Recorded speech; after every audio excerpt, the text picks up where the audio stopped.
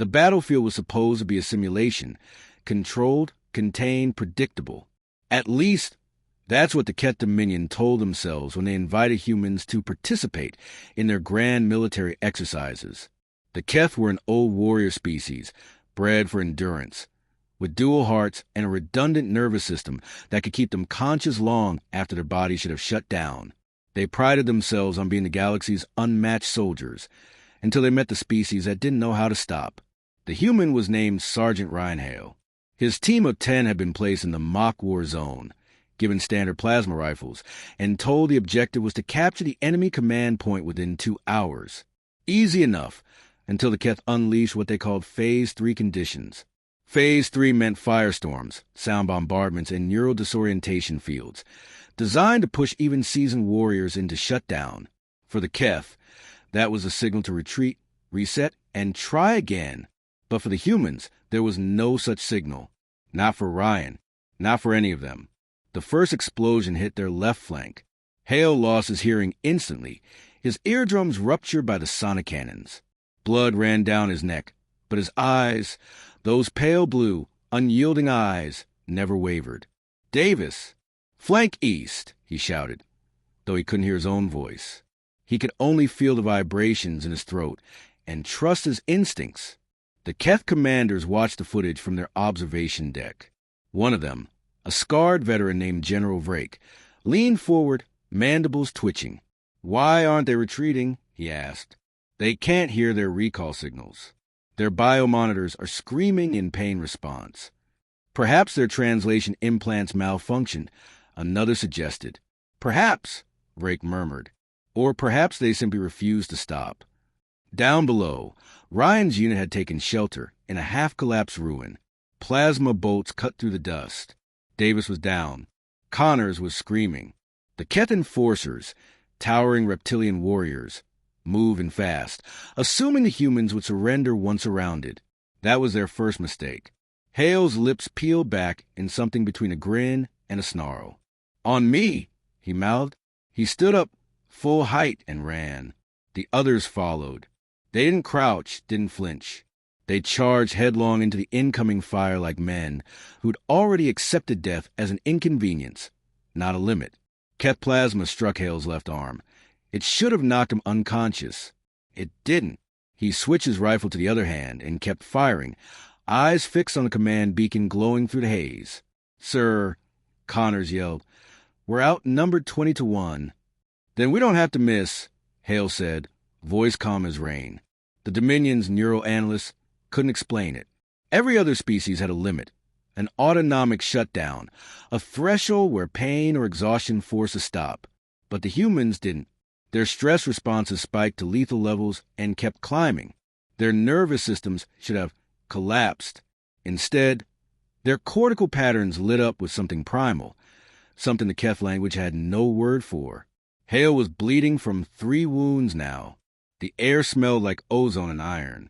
One of his soldiers, Valdez, had lost her leg below the knee, but she crawled forward anyway, dragging herself behind him, reloading between screams.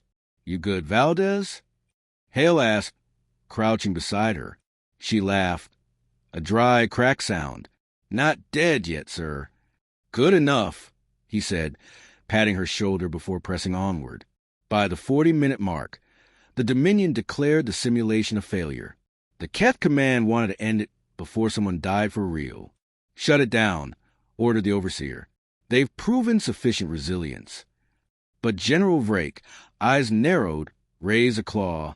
"No, let it continue. I want to see how long until they stop." The overseer hesitated.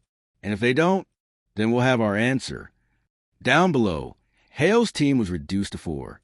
They had breached the enemy perimeter. The Keth soldiers, hulking, armored, fell back in confusion. The humans didn't move like prey. They didn't hide. They advanced in silence, like an old predator that had forgotten fear existed. Hale's comm crackled faintly. "Command to Sergeant Hale. Mission parameters complete. You can disengage." He looked at his wrist pad. Signal lost, comm barely working, but he could see the words on the tiny cracked display. "Mission complete." He stared at it for a long moment. Then he looked up at the command point, less than 50 meters away, still guarded, still alive. He switched the comm off. "Not yet," he muttered. He charged. One of the Keth soldiers screamed something in their native tongue. Something like, "Stop. You've already won," but the human didn't stop. Hale rammed the butt of his rifle into the Keth's jaw, shattered bone, and fired point-blank through the chest plate. Then he took another blast through the ribs, staggered, and kept going. He didn't even realize he was screaming until his throat gave out. The Dominion medics would later note that Hale's heart rate exceeded any survivable threshold for his species. His adrenal glands were drained dry. His muscle fibers were tearing faster than they could heal. But somehow, he stayed upright. And when he finally planted a human flag on that synthetic command post, he did it one-handed, soaked in blood, vision gone red. Then he laughed. Not the laugh of a victor, not even of relief. It was the laugh of a man who had run out of reasons to stop. The Keth units froze, uncertain. Even their hardened war instincts told them something ancient had awakened in that sound. The simulation ended automatically as the system reached safety override. The battlefield shimmered away, replaced by the sterile white of the arena walls. Hale dropped to one knee, still gripping his rifle, his knuckles white. General Vrake descended from the observation platform. He was twice Hale's size, armored and armed, yet he approached like one might approach a sleeping god. "You were ordered to stop," Vrake said. "You completed your mission 40 minutes ago." Hale looked up, face pale, blood crusted around his lips. "We weren't done." "You were injured," Vrake said. "You should have shut down. Your body should have—" "Yeah," Hale said, smirking faintly. "That's the problem with us. We don't have an off switch." The translation matrix rendered the phrase for the Keth, but it didn't make sense. No off switch? What kind of creature chooses to keep going past death? They ran biological scans on him later. Half his body was in shock. Nerves were burnt out. He had been functioning on pure willpower for the last 10 minutes. The medics were baffled. The Dominion psychologists were horrified. And the soldiers, the veterans who had seen 1,000 wars, whispered his name like a curse. A week later, the Dominion issued a new regulation. Human combatants are not to be used in endurance simulations. Their biology and psychology are deemed incompatible with standard termination parameters. But it was too late. The footage had already spread. Every species in the neighboring sectors had seen it. The bloodied human laughing in the storm, the way he refused to fall, the madness in his eyes that looked too much like freedom. The galaxy had learned something that day. It wasn't just that humans were strong or stubborn or fast.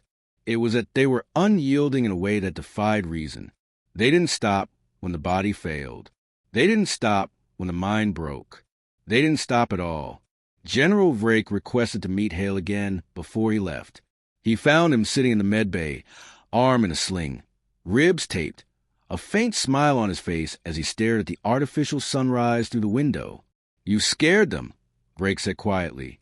Hale chuckled. "Didn't mean to." "I know," Vrake said. "That's what makes it worse." Hale looked over, brow raised. "Worse.